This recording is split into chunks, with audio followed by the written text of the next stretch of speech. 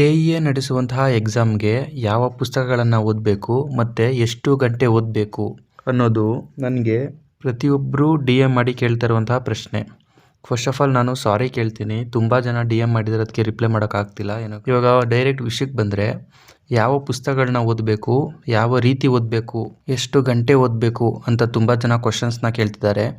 ಇದಕ್ಕೆ ಆನ್ಸರ್ ಬಂದು, ಇವಾಗಿನ ಒಂದು ಸಿಚುವೇಷನಲ್ಲಿ ಅಂದರೆ ಈಗ CRDRಗೆ ನಾನು 15 ಡೇಸ್ ಇದೆ. ಇವಾಗ ಹೊಸ ಪುಸ್ತಕಗಳನ್ನ ಓದೋದು ಅವಶ್ಯಕತೆ ಇರಲ್ಲ, ಮತ್ತು ಎಷ್ಟು ಗಂಟೆ ಓದಬೇಕು ಅನ್ನೋ. ಆದರೆ ಎಷ್ಟು ಅವರ್ಸ್ ಅಂದರೆ ನನ್ನ ಪ್ರಕಾರ ಒಂದು ಮಿನಿಮಮ್ ಡೈಲಿ 6 to 7 ಅವರ್ಸ್ ಓದೋದು ಉತ್ತಮ.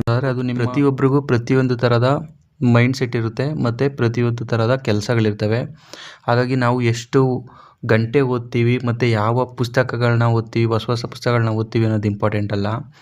ಇಲ್ಲಿ ಪುಸ್ತಕಗಳು ಬದಲಾಗಬಾರ್ದು, ನಾವು ಓದೋ ರೀತಿ ಬದಲಾಗಬೇಕು. ನಾವು ಯಾವುದೇ ಒಂದು ಪುಸ್ತಕನ ಓದಲಿ, ಎಲ್ಲದರಲ್ಲೂ ಸೇಮ್ ಕಂಟೆಂಟೇ ಇರುತ್ತೆ. ಬಟ್ ನಾವು ಯಾವ ರೀತಿ ಓದಿ ಅದನ್ನು ಅರ್ಥ ಮಾಡಿಕೊಂಡು ಎಕ್ಸಾಮ್ನಲ್ಲಿ ಯಾವ ರೀತಿ ಅಪ್ಲೈ ಮಾಡ್ತೀವಿ ಅನ್ನೋದು ಮ್ಯಾಟರ್ ಆಗುತ್ತೆ ಹೊರತು, ನಾವು ಈ ಪುಸ್ತಕ ಓದಿದ್ರೆ ಪಾಸ್ ಆಗ್ಬಿಡ್ತೀವಿ, ನಾನು ಈಗ ಓದಿದ್ದು ಚೆನ್ನಾಗಿಲ್ಲ ಹಂಗಾಗಿ ಬೇರೆ ಪುಸ್ತಕನ ತಗೋತೀವಿ ಅಂತ ಕೆಲವೊಬ್ಬರು ಮೈಂಡ್ ಸೆಟ್ಟಲ್ಲಿರುತ್ತೆ. ಬಟ್ ನನ್ನ ಪ್ರಕಾರ ಅದಕ್ಕಿಂತ ಹೆಚ್ಚಾಗಿ ನಾವು ಯಾವುದನ್ನು ನಾವು ಮೊದಲು ಓದಿರ್ತೀವೋ ಅದನ್ನು ನೀಟಾಗಿ ರಿವೈಸ್ ಮಾಡಿಕೊಂಡು ಮತ್ತು ಅಲ್ಲಿರೋದನ್ನು ಗಟ್ಟೊಡಿದೇನೆ ಕಾನ್ಸೆಪ್ಟನ್ನ ಅರ್ಥ ಮಾಡಿಕೊಂಡು ಅದನ್ನು ಯಾವ ರೀತಿ ನಾವು ಎಕ್ಸಾಮ್ನಲ್ಲಿ ಅಪ್ಲೈ ಮಾಡ್ತೀವಿ. ಫಾರ್ ಎಕ್ಸಾಂಪಲ್ ಎಲಿಮಿನೇಷನ್ ಮೆಥಡು ಯಾವ ರೀತಿ ಅಪ್ಲೈ ಮಾಡ್ತೀವಿ, ನಾವು ಮನೆಯಲ್ಲಿ ಅಥವಾ ಲೈಬ್ರರಿಯಲ್ಲಿ ಕೂತ್ಕೊಂಡು ಎಷ್ಟು ಓದ್ತೀವಿ ಅದಕ್ಕಿಂತ ಹೆಚ್ಚಿನ ಪ್ರಾಮುಖ್ಯತೆ ನಾವು ಎಕ್ಸಾಮ್ ಹಾಲಲ್ಲಿ ಕೂತ್ಕೊಂಡು ಯಾವ ರೀತಿ ಕ್ವಶನ್ನ ಓದ್ತೀವಿ, ಯಾವ ರೀತಿ ಆನ್ಸರ್ನ ಮಾಡ್ತೀವಿ ಅನ್ನೋದು ತುಂಬ ಇಂಪಾರ್ಟೆಂಟ್ ಆಗುತ್ತೆ. ಹಾಗಾಗಿ ನಾನು ಹೊಸ ಪುಸ್ತಕಗಳನ್ನ ಓದಬೇಕು, ಈಗಿರೋ ಪುಸ್ತಕಗಳನ್ನ ಬಿಟ್ಬಿಡಬೇಕು ಆ ಥರ ಏನಿಲ್ಲ.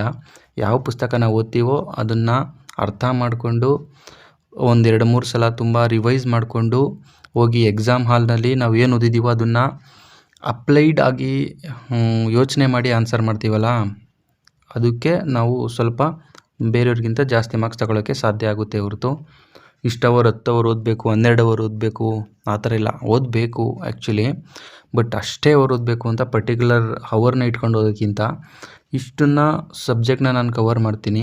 ಹಾಗೆ ಈ ಕವರ್ ಮಾಡಿದ್ರಲ್ಲಿ ಯಾವುದೇ ರೀತಿಯ ಕ್ವಶನ್ಸ್ ಕೇಳಿದ್ರೆ ನಾನು ಅಟೆಂಡ್ ಮಾಡೋಕ್ಕೆ ಸಾಧ್ಯ ಆಗುತ್ತೆ ಅನ್ನುವಂಥದ್ದನ್ನ ನಾವು ತಲೆಯಲ್ಲಿ ಇಟ್ಕೊಂಡು ಹೋದರೆ ನಾವು ತುಂಬಾ ಚೆನ್ನಾಗಿ ಸ್ಕೋರ್ ಮಾಡ್ಬೋದು. ಹಾಗಾಗಿ ಯಾವ ಪುಸ್ತಕನ ಓದಬೇಕು ಅನ್ನೋದಕ್ಕಿಂತ ಯಾವ ರೀತಿ ಓದಬೇಕು ಅನ್ನೋದು ತುಂಬ ಇಂಪಾರ್ಟೆಂಟ್ ಆಗುತ್ತೆ.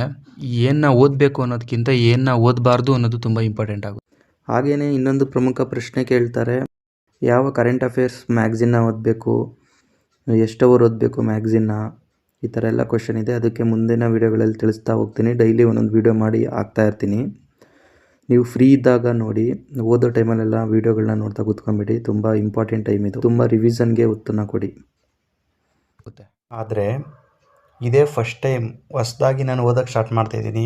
ಹಿಂದೆ ಯಾವುದೋ ಪುಸ್ತಕಗಳನ್ನ ಓದಿಲ್ಲ, 0 ಸ್ಟಾರ್ಟ್ ಮಾಡ್ತಾಯಿದ್ದೀನಿ. ಆಸ್ಪಿರೆಂಟ್ಸ್ ಯಾರಾದರೂ ಇದ್ದರೆ ಅವ್ರಿಗೆ ನಾನು ಬೇಕಿದ್ರೆ ಕೆಲವೊಂದು ಪುಸ್ತಕಗಳನ್ನ ನೆಕ್ಸ್ಟ್ ವೀಡಿಯೋದಲ್ಲಿ ಪುಸ್ತಕಗಳ ಜೊತೆ ಪ್ರೆಸೆಂಟ್ ಮಾಡ್ತೀನಿ.